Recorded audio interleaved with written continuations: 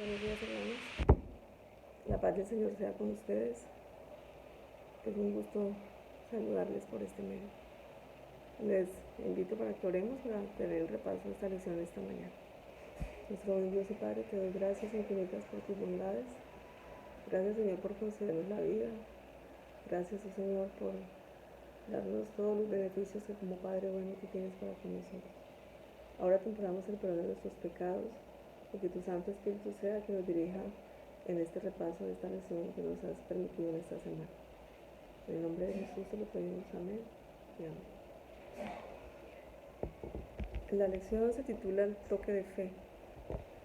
Para poder avanzar, de pronto sea repetitivo para las que ya lo conocemos, pero la definición de fe la Biblia la tiene en el capítulo de Hebreos, el 11, en el versículo 1, y nos dice: la fe es pues la certeza de lo que se espera, la convicción de lo que no se ve.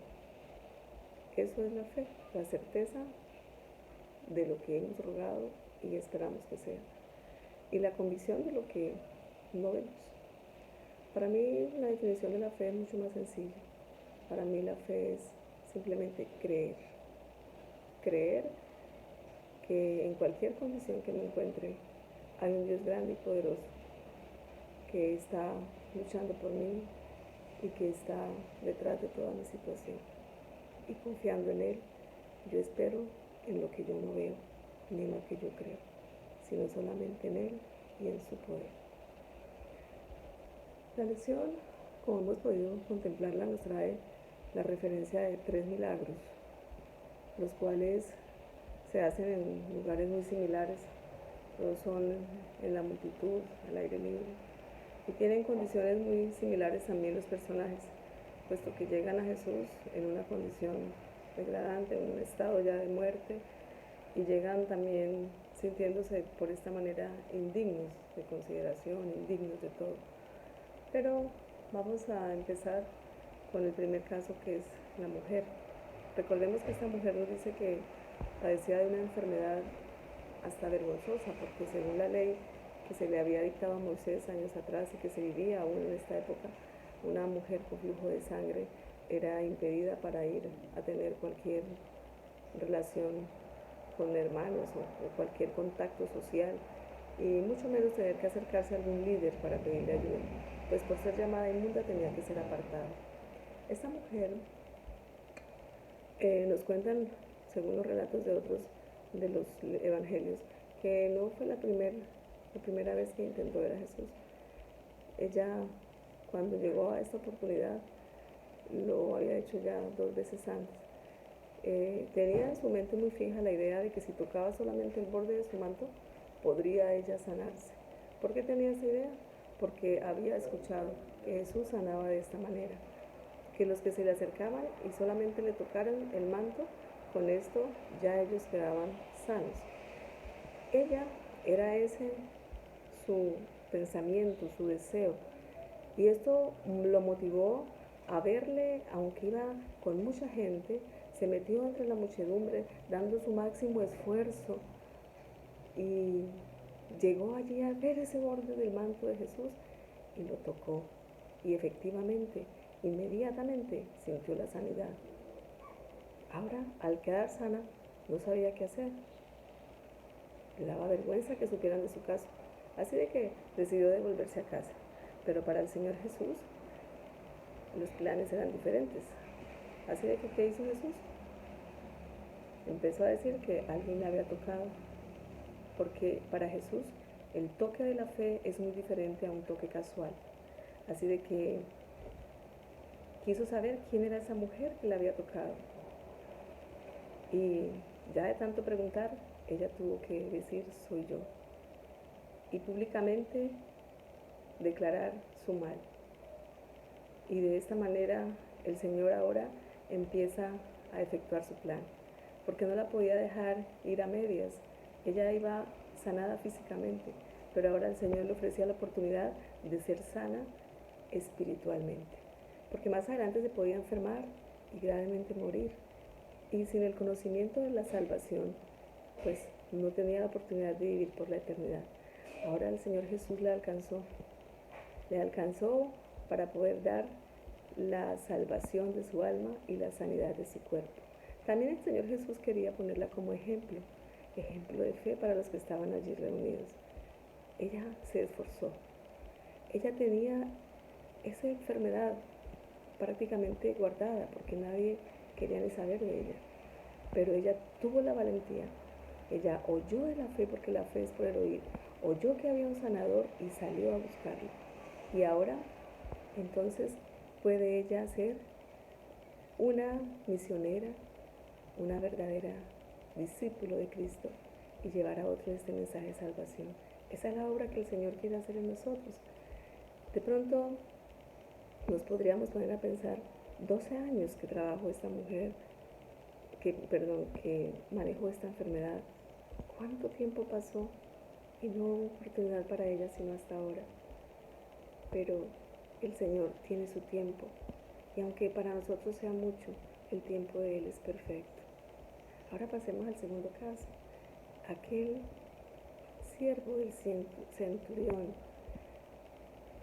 Quiero también decirles que los romanos y algunos soldados y personajes importantes fueron allegados al ministerio del Señor Jesucristo.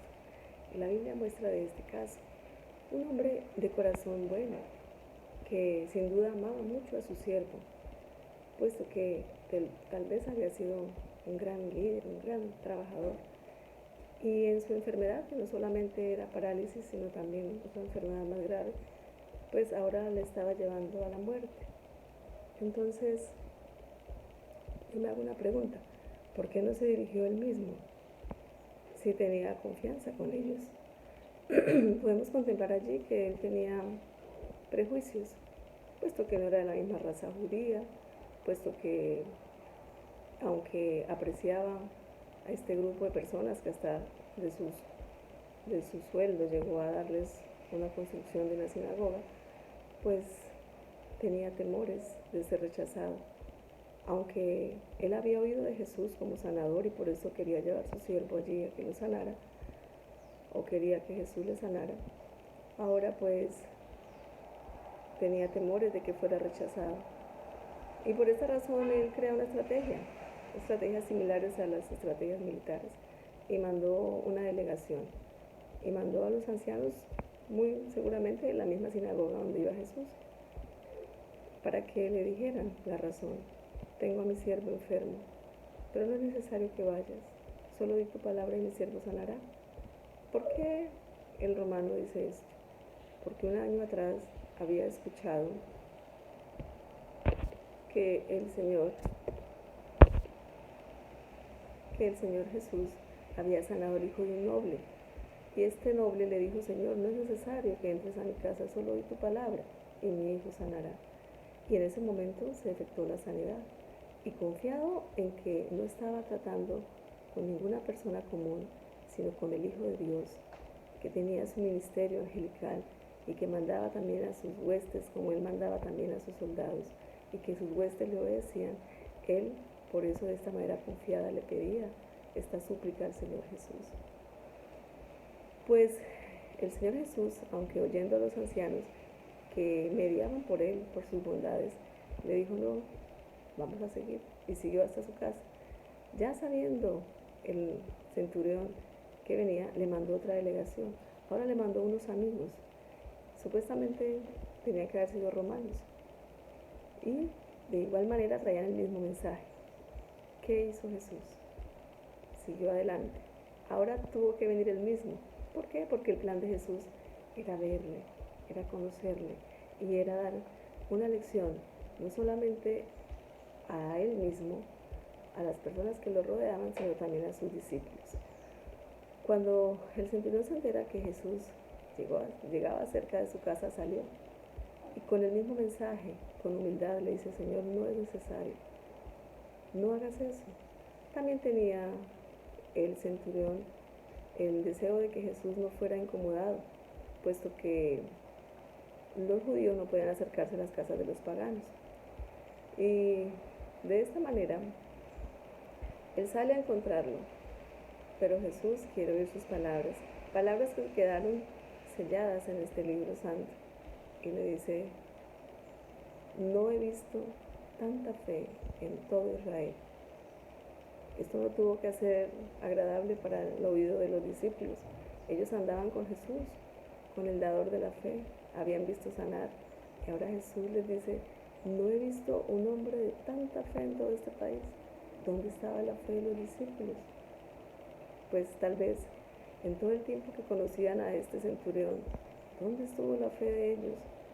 ¿Dónde estuvo la fe de los ancianos de iglesia que no le habían buscado y le habían evangelizado? ¿Dónde estuvieron ellos para alejar barreras? De pronto pues se seguía la costumbre que la salvación era solamente para los judíos.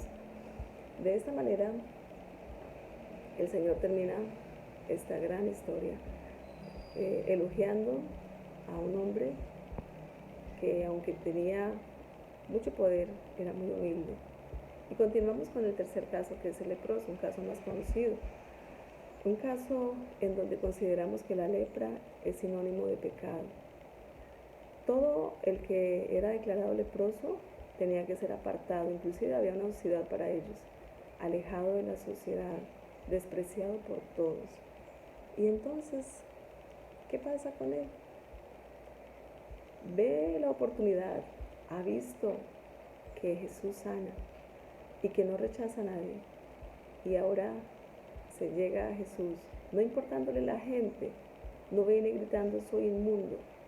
Y la gente se retira al ver el espectáculo, sus carnes destrozadas, su aspecto horrible. Y a él no le importa porque sus ojos están fijos en el Salvador, en el Sanador. Y llega con una expresión muy diferente a la que los otros llegaron. Y le dice, Señor, ¿quieres sanarme? Y el Señor Jesús le dice, quiero, sé sano. Esa misma respuesta nos la da a nosotros hoy. Él quiere, hermanos. Él quiere, hermanas, sanarnos. Él quiere limpiarnos de ese pecado que para muchos de pronto son pecados que ni reconocemos. De ese pecado que a veces no lo consideramos pecado porque no está escrito en la Biblia que la hipocresía, que el orgullo y que el egoísmo sean un pecado. Y a veces como cristianos andamos por el mundo del Evangelio, cargando pecados, y pensamos que ante el Señor no son vistos, y quizás la condición nuestra sea similar a la de este leproso, o tal vez nuestra condición pueda ser similar a la de esta mujer, que impura se escondía en su casa, porque no quería, no sacaba tiempo para saber quién era el que podía salvarla, sino que gastó su dinero en los que solo querían robarla. ¿Cuántas veces hemos llegado nosotros a esa situación, buscando solución en el que no la tiene y dejando a un lado al dador de la vida, al dador de la sanidad, al dador de la vida eterna? Pues en este caso, el Señor nos dice que Él quiere sanarnos. Y no solo sanarnos, sino que quiere también salvarnos. Ese es el sentir del Señor. Yo quiero, hijo mío, que seas prosperado y que seas prosperado en todo, así como prospera tu alma. El Señor quiere que hoy gocemos de salud, de paz mental, que hoy tengamos alegría en nuestro corazón. Pero ¿cómo decir estas palabras en este encierro en que obligatoriamente nos tienen? Pues hermanos, es una oportunidad que tenemos para conocer más el carácter de nuestro Señor, para poder dedicar tiempo al estudio de su palabra, para poder dedicar tiempo en oración, así como lo dice el rey David. Escudriñame, oh Señor, y hazme conocer cuáles son mis pecados. Y si hemos encontrado, permite, Señor, que nos laves más y más. Borra nuestras rebeliones, Señor. Límpianos. Eso es lo que tenemos que estar haciendo en este tiempo. No solamente limpiando como madres paredes, pisos, ropa, sino limpiando nuestra alma, reconociendo los pecadores e indignos como estos tres ejemplos, y que el Señor pueda tocarnos. Porque el versículo de memoria que empezaba la lección nos decía que todos nos hemos apartado, como ovejas hemos escogido otros rediles. A veces en el mismo evangelio hemos podido estar apartados. ¿En qué nos hemos apartado? A veces la presunción puede llenar nuestra mente. Nos creemos que no la sabemos todo. Y eso hace daño a la causa de Dios y a nosotros mismos. Por eso es importante que en este tiempo nos tomemos el espacio para pedirle al Señor humildad, esa humildad grande con la que el centurión llegó hasta Él. De pronto podemos decir: Señor, tenemos la necesidad de que nos ayudes, puesto que estudio la palabra, pero no la puedo memorizar. A veces ni entiendo lo que dice. El Señor le dice: yo te puedo dar entendimiento. Podemos decir: Señor, me siento indigno, he llegado hasta el fondo del pecado, no sé cómo ni contarlo, no sé ni cómo llegar a ti. El Señor te dice: ven a mí, yo te limpiaré. De pronto podemos manejar hasta este momento odios por algún familiar, por alguna situación que ha pasado, por algún amigo, alguna persona que nos ha herido. El Señor nos dice: ven a mí, porque yo te sanaré. Si Él sabe, como lo dice en la lección, cuántas estrellas tiene el cielo, cuántos cabellos tiene nuestra cabeza, ¿cómo no va a saber cuáles son nuestras tristezas? Cuántas noches en llanto, largas y tristes, cuántos días oscuros y sin esperanza, cuánto dolor siente tu cuerpo en alguna enfermedad, cuánto dolor tiene tu corazón al saber que tu familia, que tus amados desprecian la salvación, sintiéndonos impotentes de poder llegar a ellos, porque el Espíritu Santo todavía no ha sido activo en nuestras vidas. ¿Cuántas veces el Señor no ha visto toda esta situación en nosotros? ¿Cuántas veces el Señor no conoce que tenemos unos sueños, unos planes, unos deseos, y Él está presente en todo esto? Los planes de Dios son perfectos y son para bien, como lo dice su palabra. Por eso la invitación de esta lección y de este encierro también que estamos viendo es que aprovechemos el tiempo para estar firmes en el Señor, porque después vendrán situaciones peores. Esto es comienzo de dolores, y si no tenemos una fe firme, afianzada en la palabra y en el Señor Jesús, nuestra fe va a tambalear y estaremos haciendo fila en las filas del enemigo, como lo dice la hermana Elena de Juan. Entonces, si esta situación nos parece dolorosa, si solo el encierro nos ha traído grandes consecuencias de miedo, de pesadumbre, de temor por la situación económica, por tantas cosas que esto va a producir, hermanos, las cosas que se vienen para adelante son peores, y este es un tiempo de refrigerio que Dios nos está dando para que lo aprovechemos, para que afiancemos nuestra fe y poder tener una fe robusta en el momento verdadero en el cual la situación va a necesitar de personas fieles que puedan levantarse sin tenerle temor ni a la muerte y poder levantar la bandera de la salvación, el evangelio eterno que tenemos que proclamarle al mundo. Nosotros debemos ser eso, debemos ser consuelo para el afligido, debemos ser medicina para el enfermo, debemos ser ayuda para el necesitado. Eso es lo que el Señor quiere de nosotros, y que en este momento podamos darle fidelidad, permanecer fieles a Él. Por eso quiero compartir con ustedes, ya para terminar, estas hermosas palabras que la Escritura trae para nosotros en el libro de Jeremías, el capítulo 29 y el versículo 11, que nos dice los pensamientos de nuestro Dios. ¿Qué piensa Él en toda esta situación? ¿Qué planes tiene para nosotros el Señor en esto? Dice: porque yo sé los pensamientos que tengo acerca de vosotros, dice Jehová, pensamientos de paz y no de mal, para daros el fin que esperáis. Entonces, ¿qué tenemos que hacer? Venir a Él. La lección se trata de eso. Venid a mí, todos los que estéis cargados, que yo os haré descansar. Necesitamos venir a Él para que Él haga ese toque en nuestras vidas, ese toque que cada uno necesitamos para poder ser útiles en la causa del Señor, para que Él cambie nuestro carácter, transforme nuestro ser y podamos ser verdaderos discípulos suyos y llevar este evangelio a muchas almas que muy posiblemente perderán la vida en todos estos acontecimientos. Ahora, a través de los medios, podemos hacer esta obra. Y para despedirme de este estudio, de esta lección, yo quiero invitarlos para que no temamos ante nada.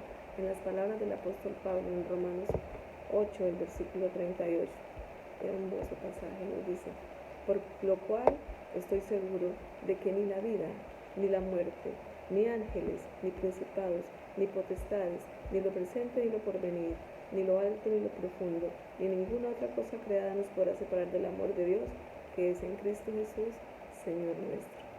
Ánimo, hermanos, que Dios nos fortalezca, que podamos dejarnos tocar por esa mano que solo quiere el bien para nosotros. Que Dios nos bendiga. Amén.